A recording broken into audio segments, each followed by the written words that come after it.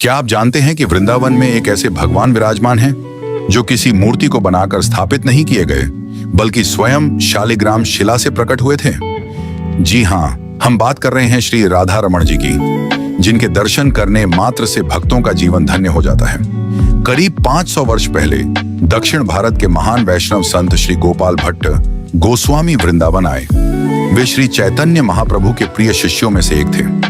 उनके पास नेपाल की गंडकी नदी से प्राप्त 12 दिव्य शालिग्राम शिलाएं थीं, जिनकी वे प्रतिदिन बड़े प्रेम से सेवा और पूजा करते थे। एक दिन एक धनी सेठ मंदिरों में भगवान के लिए सुंदर वस्त्र और आभूषण भेंट कर रहा था। गोपाल भट्ट गोस्वामी के मन में भी इच्छा हुई कि काश मेरे शालिग्राम भी हाथ, चरण और मुख वाले विग्रह के रूप में होते, तो मैं भी उन्हें सुंदर वस्त्र और आभूषण पहनाता। लेकिन अगले ही क्षण उन्होंने सोचा कि भगवान जैसे हैं वही पूर्ण है। उस रात एक अद्भुत चमत्कार हुआ।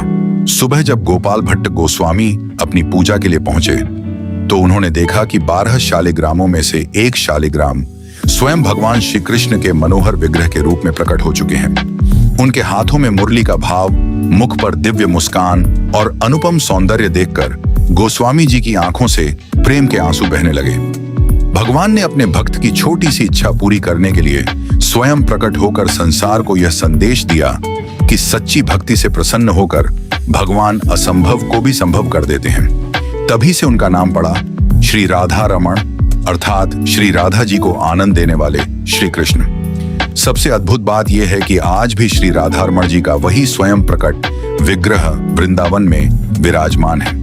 कहा जाता है कि उनके दर्शन करने से मन को अद्भुत शांति मिलती है और सच्चे मन से की गई प्रार्थना भगवान अवश्य सुनते हैं। मंदिर में आज भी गोपाल भट्ट गोस्वामी की सेवा परंपरा उसी श्रद्धा और प्रेम के साथ निभाई जाती है।